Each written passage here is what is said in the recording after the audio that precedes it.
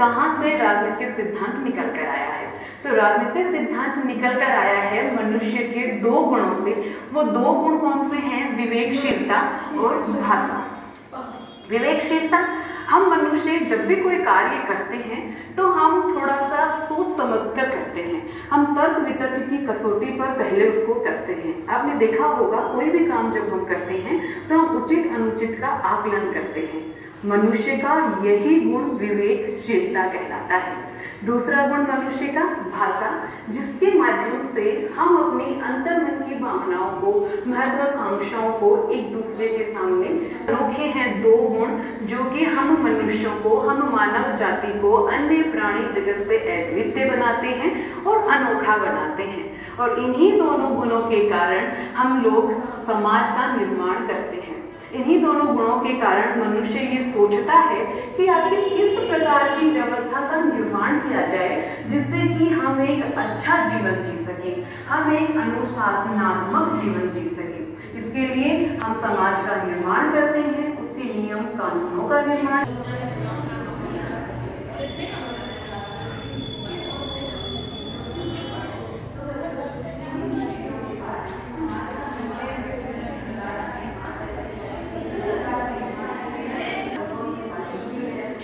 और इन्हीं विचार विमर्श का, इन्हीं समस्याओं का समाधान हमें देता है राजनीतिक सिद्धांत। मतलब इन्हीं सब बातों के कारण हमें जरूरत पड़ती है राजनीतिक सिद्धांत की।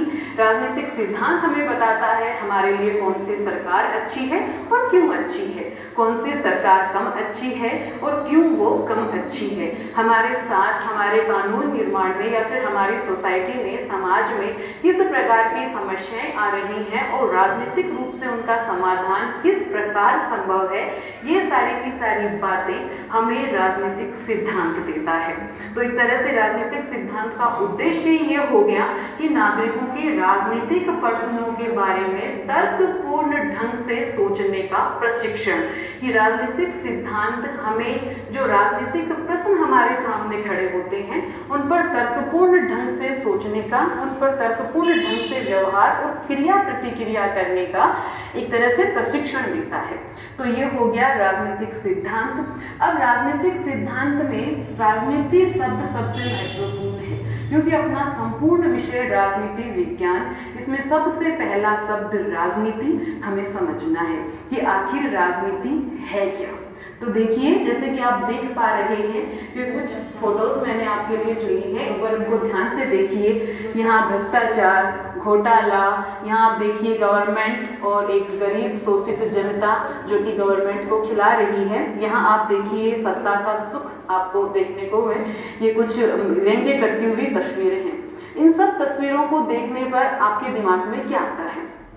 हम सभी अपने आसपास के जनजीवन में, सामान्य दैनिक दिनचर्या में, या फिर हम सभी सामान्य लोग इन तस्वीरों को ही राजनीति समझ लेते हैं। हमें ये लगता है कि ये सारी की सारी राजनीति से संबंधित तस्वीरें हैं और अपन अपने आपस में देखा होगा बोलचाल में भी इन शब्दों का इस्तेमाल किया जाता है कि जब कोई व्यक्ति छलावा करता है, जब कोई व्यक्ति साजिशें रचता है तो हम कह देते हैं कि वो राजनीति कर रहा है। आपने अपने मम्मी पापा को बात करते हुए सुना होगा कि ऑफिस में कोई व्यक्ति चमचागिरी करके गलत लाभ ले रहा है या फिर किसी पद का दुरुपयोग कर रहा है तो कहते हैं कि वो गंदी राजनीति कर रहा है। कोई आपने देखा होगा क्रिकेट में कोई क्रिकेटर जोड़ तोड़ करके टीम में बना रहता है या फिर कोई व्यक्ति अपने पद का दुरुपयोग करके अपने किसी रिश्तेदार को, भाई बंधु को अयोग्य होने के बावजूद भी नौकरी या बड़ा पद दिलवा देता है तो क्या कहा जाता है कि वहां तो राजनीति फैली हुई है, बड़ी गंदी राजनीति चल रही है। इन्हीं सब बातों को हम राजनीति समझ लेते हैं और राजनीति को एक घृणित शब्द मान लिया जाता है, एक घृणित कार्य मान लिया जाता है और सलाह दी जाती है कि हम सबको राजनीति से दूर रहना चाहिए या फिर अच्छे इंसानों को राजनीति से दूर रहना चाहिए।